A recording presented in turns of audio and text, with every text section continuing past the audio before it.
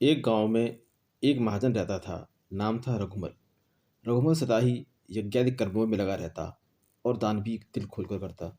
उसके द्वार पर आकर कोई खाली हाथ न जाता था। गांव में उसका काफ़ी नाम था और जिसे भी कोई परेशानी होती वो रघुमल से कहता तो वह यथासंभव उनकी मदद करता।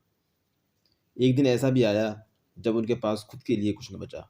उन्हें रोज़मर्रा के खाने पीने की समस्या होने लगी।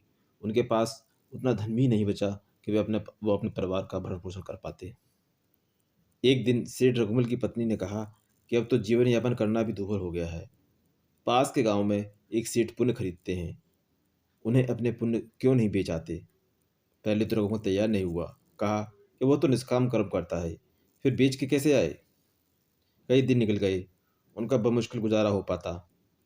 पत्नी ने फिर कहा कि आप कुछ पुण्य बेच क्यों नहीं आते, कम से कम घर खर्च तो चलेगा। रघुमल बेमन से पुण्य बेचने को तैयार हो गया।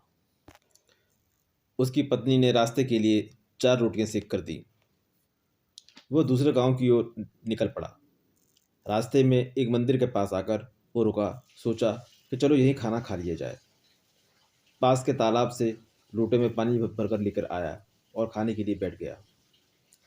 तभी कहीं से एक कुतिया वहां आई। उसके साथ उसके 2 बच्चे थे जो पिछले 3 दिनों से भूखे थे, क्योंकि इन दिनों मूसलधार बारिश में कौन कहाँ जाता। रघुमल ने एक रोटी उस कुतिया को डाल दी। उसने वह रोटी खा ली तो उन्होंने एक रोटी और डाल दी।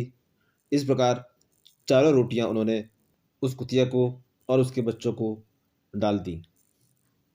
इसके बाद रघुमल उठे और ठंडा पानी पीकर गांव की ओर बढ़ चले। जल्दी ही वह गांव पहुंच गए।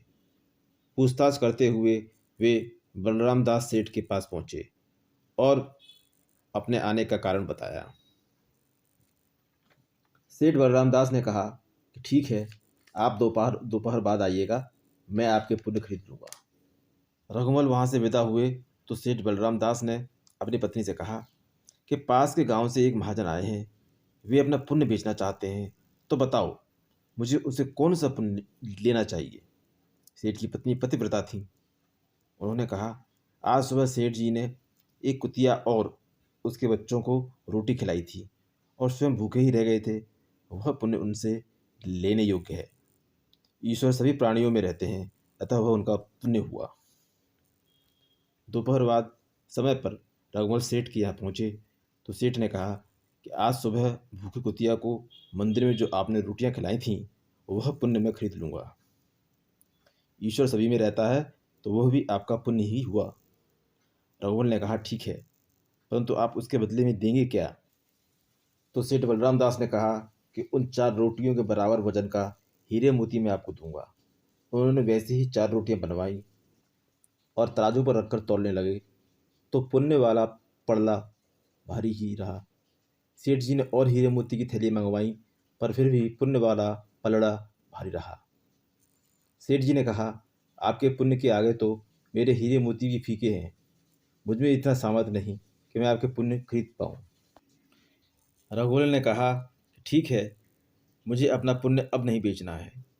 और वे वापस उस मंदिर के पास आए और पास के तालाब से चमकदार गिट्टी कंकड़ इत्यादि उठाकर पोटली में बांधकर घर की ओर निकल पड़े। घर पहुंचकर उन्होंने अपनी पत्नी को पोटली दी और कहा, खाना खाकर इसे खोलेंगे। ऐसा कहकर सेठ हाथ मुंह धोने के लिए चले गए तो पत्नी से रहा न गया। उसने पोटली को खोला तो आंखें फटी की फटी रह गईं। उसमें तो जगमगाते हीरे मोती माणिक इत्यादि थे। पति के आने पर उसने बताया तो वह भी हैरान रह गए।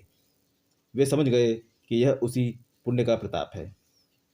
फिर उन्होंने सेठानी को पूरा यात्रा का वृत्तांत बताया। धन्यवाद।